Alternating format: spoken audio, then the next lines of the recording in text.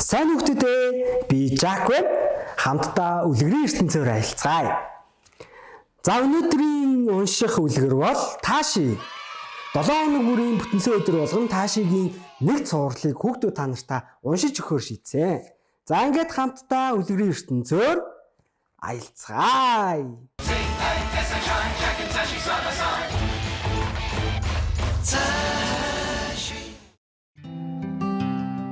Ариун хоолоо идэж суусан Жэку шинэ найзтай болсон тухайга аав ээжтэй дуулгахад ээж нь их л баярлан "Хөөх, ямар сайхан юм бэ?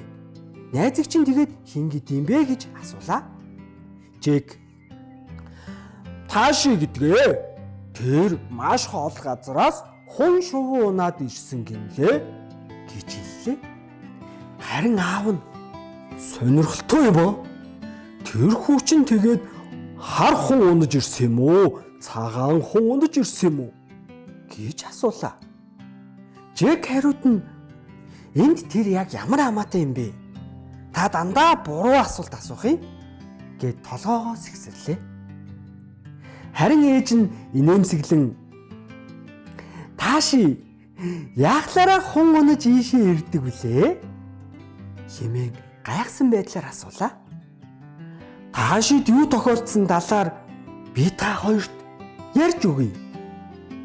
Таашигийн аав ээж нь манай оронд ирэхийг маш их хүсдэг байсан. Ядуу учир онгоцны тийз авах мөнгөгүй байсан гинлээ. Тэгээд л онгоцны билет авахын тулд арга буюу Тааши хүүгээ нэгэн дайнч ноёнд зарчсан юм гинлээ. "Онгоцны билет нь тэгээд ямар үнэтэй байсан юм бэ?" гэж аав нь хүүгээсээ их сонирхонгүй асуулаа. "Энд тэр яг ямар хамаатай юм бэ? Та дандаа л хэрэггүй юм асуух юм аа" гэхэд ээж нь "Тэгээ Тааши, яагаад дайнч ноёдонтойгоо цуг энд ирсэн юм болоо?" гэд Жэк рүү харлаа. Ийм явдал болсон юм гэсэн. Аав ээжгүй болсон Тааши нуурын дэргэд суугаад тэднийгээ санан уйлаад л байж. Түүний уйлахыг азар нэгэн хун шувуу сонсч л дээ. Хун Тааши дээр очиод "Битгий уйл, миний нуруунд дээр суу" гэж хэлжээ. Тэгээд л тэр хун Таашиг нуруунд дээрээ суулгаад олон өдөр, олон шөнө ниссээр манай энд Таашигийн аав ээжийн шинэ байшингийн дэргэд ирсэн юм гинлээ. Тэр хун тэгээд өглөө ирсэн болов уу, өдөр ирсэн болов уу гэж аав нь дахин тэмээл юм сонирхов. Жэку их л дургуутсан шинжтэйгээр "Тэр энд яг ямар хамаатай юм бэ? За би унтлаа. Одоо юм ярихгүй" гэд унтлагынхаа өрөө рүү яваад өгчээ. 7 хоног өнгөрөхөд Жэк Тааши хоёр тун сайн найзууд болсон төдийгүй тэд өөрийнхөө хоолыг үргэлж хамтдаа иддэг болжээ. Жэк Таашигаас өдөр бүр гайхамшигтай сонин явдлуудыг сонсдог болжээ. Нэг удаа Тааши жижигхэн цөөрмийн ороолоос бүгж олоод хурандаа зүйтэл үл үзэгдэгч болсон тухай. Мөн тэрээр явж байгаад шавжиг өөцхөн охинтой таарахад тэр охин Таашид ирээдүйн талаар хэлсэн тухай. Тэр Жэк шиг найзтай болохыг хүссэн болон түүний энэ хүслийг шидэд охин биелүүлсэн тухай гэх мэт зөндөө одлон адал явдлыг Жэку сонсон алмаарна. Харин 7 хоногийн сүүл өдөр Жэк Таашигийн хамгийн сонин адал явдлыг сонсчээ. Жэк оройн хоолоо идэх зуураа "Өчигдөр Таашид юу тохиолдсон гэж та хоёр сонсох уу?" гэснээ цааш үргэлжлүүлэн "Өчигдөр шөнө нэг хүн Таашигийн хаалгыг тогшчихлээ. Тэгээд онгойлгосон чинь хэн байсан гэж та хоёр бодож байна да?" гэхэд "Хэн болоо?" гэж ээж нь гайхан асуулаа. "Нөгөө дайнч ноён Таашиг авч явах гээд ирчгсэн зогсож байж Тааши эргэж байшин доогоор гүгээд арын хаалгаар гарч цэцэрлэг рүү ороод нөгөө хунгийнхаа далавчин доор нухчихсан" гэхэд ээж нь Ухаас хэмээн хүүгийнхээ ярианд хүч нэмэн сонсов. Жэйк урамшин цааш нь ийн ярьлаа. Таашигийн араас хөөсөн нөгөө ууртай ноён гадагшаа харанхуй руу гарч ирснээ хунг харж "Тэр хаашаа явсан бэ?"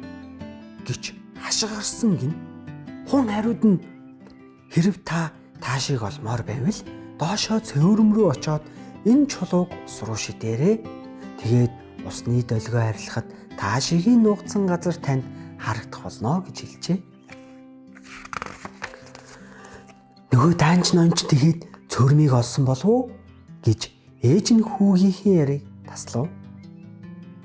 Олсон гэсээ хунгийн хэлснээр нөгөө ноён цөөрм рүү очоод чулуу шидчихэлтэй.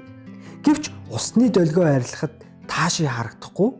Харин тэр ноёны өөрийнх нь их орон, өөрийнх нь ордон бас дайснууд ордныг нь бүслээд дайрах гэж байгаа тухай усан дотор харагдчих гинэ. Даанч ноён цөөрмийн уснаас харсан зүйлдээ ихэд сандран "Би даруухан гэрлүүгээ ямаар байна" гэж хунд хэлжээ.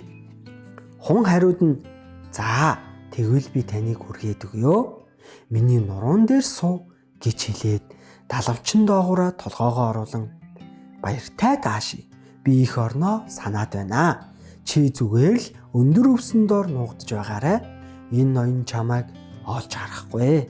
За баяртай" гэд нөгөө ноёныг аваад нисээд явчихсан гинлээ. Ярианыхаа дараа Жэйк "Маргааш би Таашиг гэртээ авчиж болох уу?" гэж асуужээ. "Бололгүй яах вэ? Таашитай уулзахыг бид тун их хүсэж байна" хэмээн аав ээж нь урайлахнаар зөвшөөрлөө.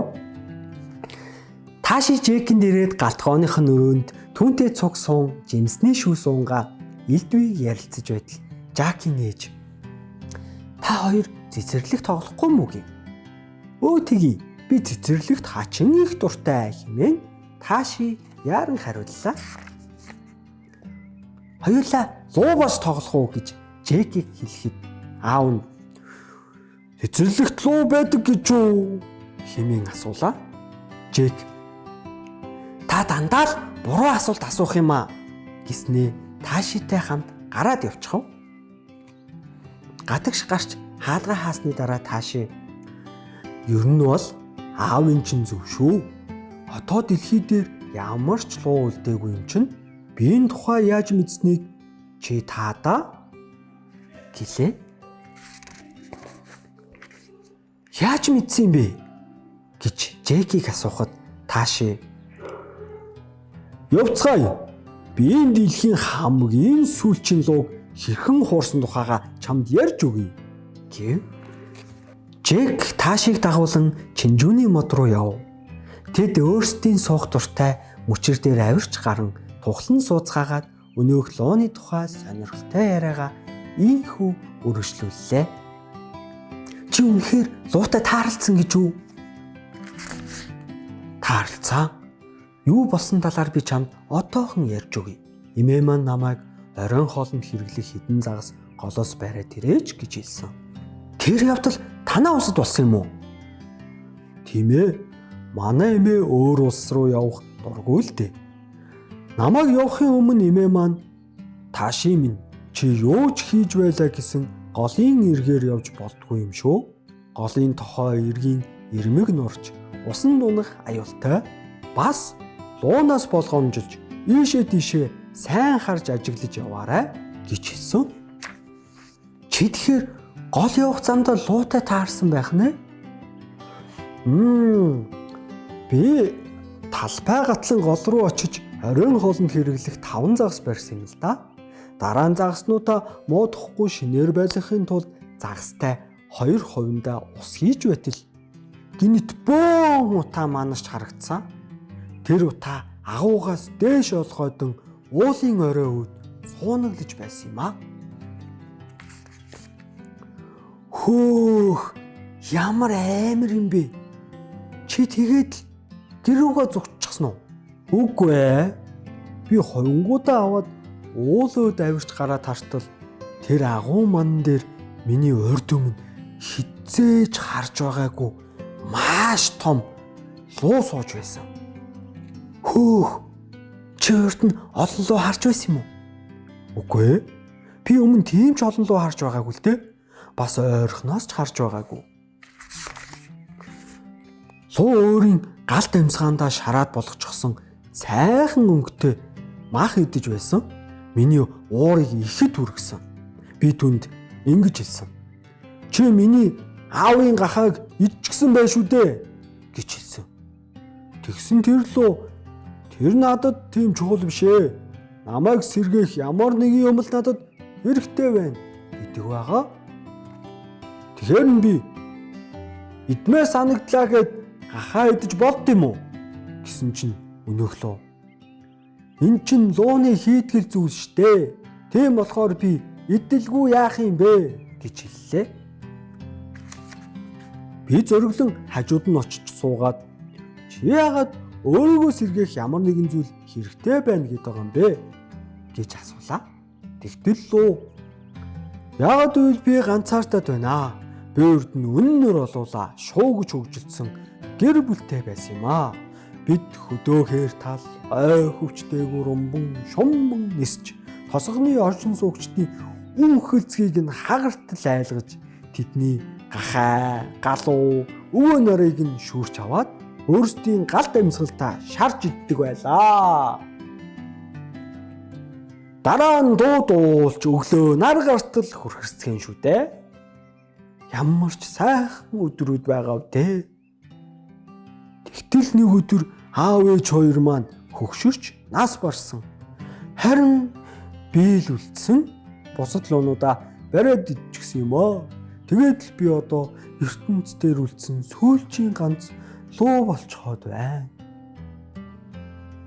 Гэт их л гонигтай болсноо. Мананцсан хайрстайнуудээр над руу анийн харж ийм бяцхан хүү намайг сэргээж чадах болов уу гэсэн. Пөөх, ямар амар юм бэ? Дараа нь тэгээд яасан бэ гэж Джек сандран асуув. Би гүүхийг завдан ухсхийн босгод 2 хувинтай ус маань цалин асгарч бай. Яа хэмээн Джек дуу алдснаа цааш нь чих тавин сонслоо. Тийм шүү. Тэр үед надад нэг санаа төрлөө. Би лооны нүдрүүн харж байгаад чи хорвоогийн хамгийн сүүлчийн луу биш ээ. Би өнөө өглөө голын дэргэд нэг луу харсан. Хоёулаа явъя. Голын нүүхэн дохоон цаанд байгаа. Би чамд харуулъя гэж хэлсэн. Тэгсэн тэр луу их л хөөрн догдож уулаас уруудан дохой руу намайг даган явсан юм.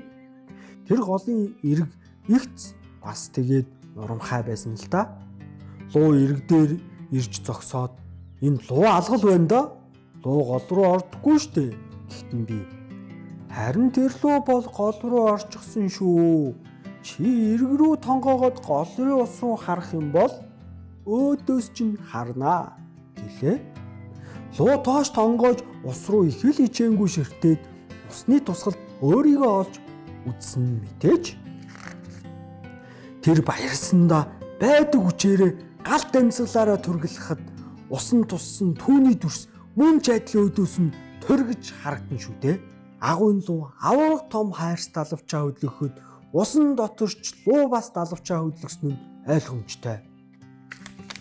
Тэгтэл голын дохоон ирмэг гинэт бэрхийн урч өнөөхлөө асар их чимээ гарган ус руу унчглаа.